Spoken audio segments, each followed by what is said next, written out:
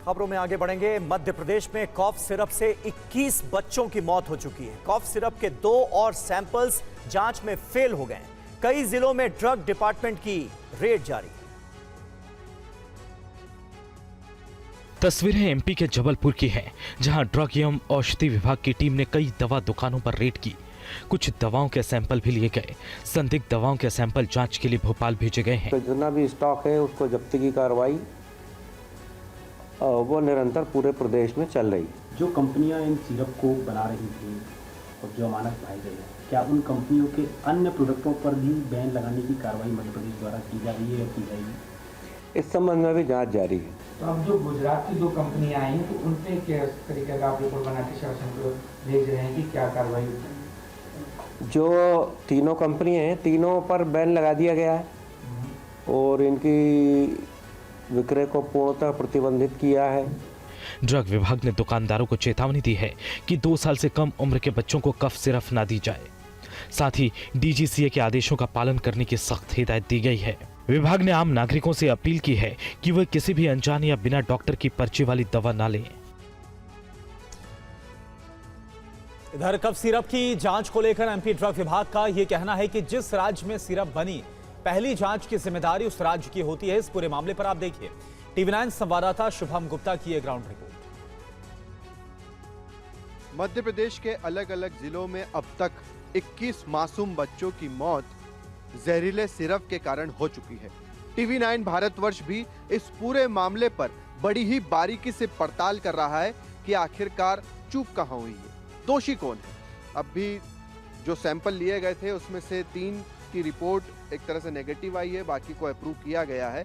मगर सबसे बड़ा सवाल यही है कि आखिरकार 21 बच्चों की मौत का दोषी कौन? क्योंकि सबसे बड़ा सवाल, TV9 लगातार ये सवाल पूछ रहा है कि तमिलनाडु में अगर ये सिरप बनी तो वहाँ के ड्रग डिपार्टमेंट ने क्या बिना जांच पड़ताल किए इन्हें अनुमति दे दी? दूसरा सबसे बड़ा सवाल कि जब ये सिरप मध्य प्रदेश में आए तो क्या मध्य प्रदेश के ड्रग डिपार्टमेंट ने जांच नहीं की? यही सवाल गुजरात को लेकर भी है कि गुजरात में भी जब ये कंपनीज थी तो वहाँ पर भी क्या जांच पड़ताल नहीं की गई? अगर जांच की तो किसने की, उसका दोषी कौन है और उन दोषियों पर कार्रवाई कब होगी? और गुजरात में कफ सिरप बनाने वाले 2 कंपनियों पर बैन लगा दिया गया है। पूरा मामला क्या है, आइए जानते हैं। गुजरात में अब रेडनेक्स फार्मा और शेफ फार्मा के कफ सिरप बैन कर दिए गए हैं। ये दोनों कंपनियां सर्दी जुकाम की दवा बनाती हैं। एमपी में कफ सिरप से बच्चों की मौत के बाद राजकोट और बावला की इन दोनों कंपनियों पर प्रतिबंध लगाया गया है। अब केमिस्टों से इन कंपनियों की दवाइयां वापस मंगाई जा रही हैं। गुजरात में 624 कंपनियां इस दवा का निर्माण करती हैं। एमपी में कफ सिरप की जांच में नमूने फेल हो जाने के बाद इन 2 और कंपनियों के कफ सिरप बैन करने का फैसला किया गया है। इससे पहले भी 2 कफ सिरप पर गुजरात में रोक लगाई जा चुकी है।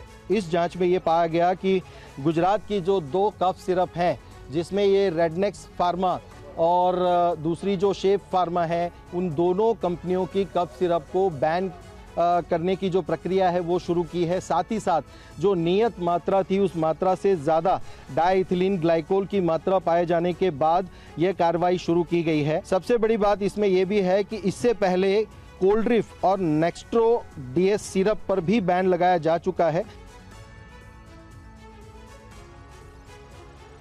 और मध्य प्रदेश में कॉफ सिरप जांच को लेकर खाद्य विभाग की ज्वाइंट कंट्रोलर टीना यादव ने TV9 संवाददाता शुभम गुप्ता से बात की है।